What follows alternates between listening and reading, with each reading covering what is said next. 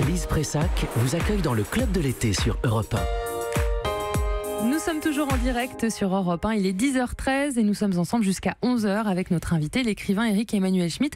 C'est l'heure du journal de la culture de Loïc Ballet et on débute dans le Cantal, Loïc, avec un rendez-vous incontournable de l'été. Ah bah oui, direction l'Auvergne et le département du Cantal à quelques kilomètres d'Aurillac, dans un petit village de 887 habitants qui accueille à partir de ce soir 10 000 festivaliers, quand même, moi ouais. je dis respect, pour le plus grand festival au monde de Boogie Woogie.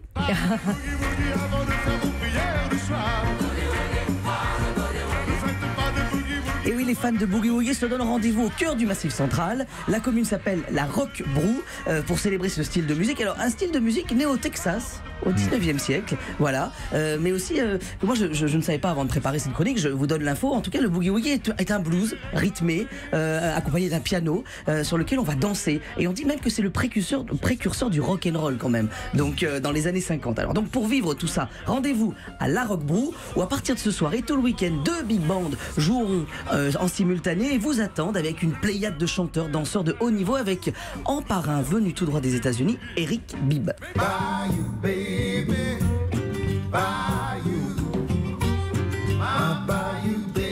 Eric Bibb sera donc là avec un parquet pour danser, forcément.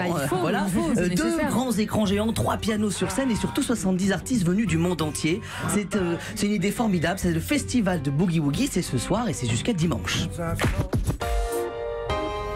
Alors après le plus grand festival de Boogie Woogie du monde, direction le nombril du monde, c'est en Nouvelle-Aquitaine, je ne savais pas. Eh ben oui, Éric Emmanuel Schmitt, vous connaissiez le nombril du monde, vous saviez où il était ou pas? Mais non, je pensais que c'était partout où était chacun. Oui, c'est ça. Mais bon. Eh bien non, il est dans la commune de Pougne-le-Hérisson, voilà. Comment s'appellent les habitants? On va chercher, tiens, justement, je ne pas poser la question. Voilà. Pougne-le-Hérisson qui s'est autoproclamé nombril du monde en 1990 et qui est devenu au fil des ans un des sites touristiques et culturels incontournables dans l'univers du conte en France. Une idée née d'une rencontre entre un comédien-conteur, Yannick Jolin, et les 360 habitants de ce petit village des Deux-Sèvres. Alors on est anciennement en Poitou-Charentes, même si maintenant on dit Nouvelle-Aquitaine, à Pougne-le-Hérisson. Alors au départ une idée assez loufoque pour lutter contre la désertification rurale. Aujourd'hui le nombril du monde accueille quand même 100 000 visiteurs, ce qui est plutôt pas mal. Donc on peut se dire que le pari est réussi pour ce village de 360 habitants. À noter que le nombril du monde se matérialise par un jardin sonore, un jardin d'histoire, ouvert depuis 2004. Le site est assez atypique et merveilleux en même temps, ancré au bord d'une toute petite route de campagne. Cette curiosité locale étant le nombril du monde, donc forcément c'est très central. Pour le trouver dans le GPS, vous mettez nombril du monde et on y va. Et, oui, et il y va tout seul. Voilà. J'ai un doute. Le festival commence aujourd'hui et depuis en fait a lieu tous les 2 ans. On appelle ça les festivités de Saint-Pou, alors qui est un saint qu'ils ont inventé et où on raconte son histoire justement. Un moment merveilleux où finalement les visiteurs et des artistes conteurs se rencontrent, échangent et ne font plus qu'un seul groupe avec dès demain le 10 donc et jusqu'au 15 août le mystère de Saint-Pou, un son et lumière porté par des professionnels et des bénévoles mêlant théâtre, musique, chorégraphie, démentiel il paraît, c'est ce qui est marqué sur le site, et puis des effets spéciaux selon météo puisque la météo joue un peu dans ces moments-là. Donc rendez-vous à Pougne-le-Hérisson, inutile de chercher dans votre GPS, il le trouvera tout seul. Et donc pour votre information, les habitants de Pougne-le-Hérisson s'appellent les Pugnaciens. Voilà, on aura appris ça ce matin.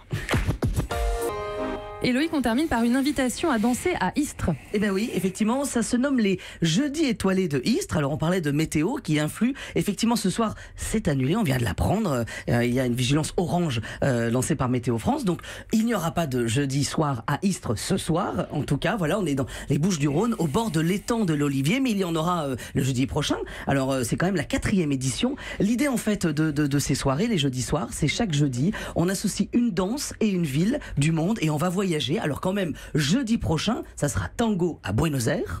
Pas mal.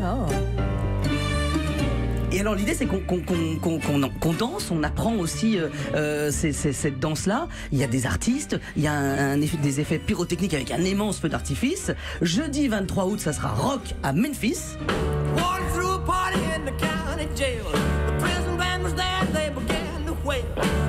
Voilà, alors l'idée c'est qu'en fait ils ont créé ce festival les Jeudis Étoilés en 2015, ils ont quand même accueilli plus de 225 000 spectateurs, c'est pour ça que je voulais les saluer. Alors c'est pas le même jeudi soir les 225 000, hein. Non, voilà, c'est disséminé sur plusieurs jeudis, oui, voilà, c'est sur mieux. plusieurs jeudis. Voilà, donc c'est chaque jeudi soir à 19h, il y a des food trucks, il y a des concerts, on découvre les danses du monde et ce soir c'est annulé, mais jeudi prochain il y aura un jeudi soir sous les étoiles Voilà. à Istres. En dansant du tango. Merci beaucoup Loïc. Europe 1.